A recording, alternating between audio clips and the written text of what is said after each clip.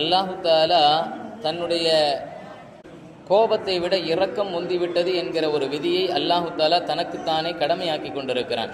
அதனால் உடனடியாக யாரையுமே அவன் கோபத்தின் காரணமாக பிடிப்பதில்லை என்பதையும் சில வசனத்தின் வாயிலாக குறிப்பிட்டு காட்டுகிறான். அப்படி பாவத்திற்கு தண்டனையாக நாம் உலகத்தில் பிடிக்க ஆரம்பித்தால் ஊர்ந்து தெரியும் எந்த பிராணியையும் காணவே முடியாது என்று சொல்லக்கூடிய அளவிற்கு அல்லாஹு தாலாவுடைய பிடி மிக கடுமையானதாக இருக்குமானால் அந்த கோபத்தை விட அவனுடைய இரக்கம் முந்திவிட்டது என்கிற காரணத்தினால் அல்லாஹு தாலா ஒவ்வொருவருக்கும் ஒவ்வொரு அவகாசத்தை அளிக்கிறான் என்பதை நாம் பார்க்கிறோம்.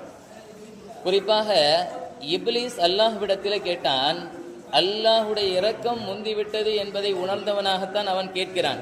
கால ரப்பி, அவன் சொல்றான், ரப்பி என்னுடைய இறைவா, ஃபஅன்லிர்னி இலா யௌமி யுபஅஸூன், மன்னரைகளில் உள்ள மன்னரை வாசிகளை எழுப்பப்படும் நாள் வரை என்னை காத்திருக்கும் பட்டியலில் நீ சேர்ப்பாயாக என்று அவன் சொல்லுகின்ற பொழுது அல்லாஹ் சொல்லுகிறான், கால ஃபஇன்னக, நிச்சயமாக நீ மினல் முல்லரீன், எதிர்பார்த்திருக்கக்கூடியவர்களில் உள்ளவன், இலா யௌமில் வக்தில் மஅலூம், குறிப்பிடப்பட்ட ஒரு நாளின் பக்கம் வரை, குறிப்பிட்ட நாள் வரை நீ எதிர்பார்த்திருக்கக்கூடியவனில் ஒருவனாக இருக்கிறாய் என்கிற மிகப்பெரிய ஒரு அவகாசத்தை அல்லாஹு தாலா இப்லீஸுக்கே கொடுத்திருக்கிறான் என்று சொன்னால், நம்மவர்கள் அல்லாஹ்விடத்திலே எப்படி தௌபா செய்ய வேண்டும் என்பதையெல்லாம் புரிந்து நாம் தௌபா செய்து மீண்டு விட வேண்டும்.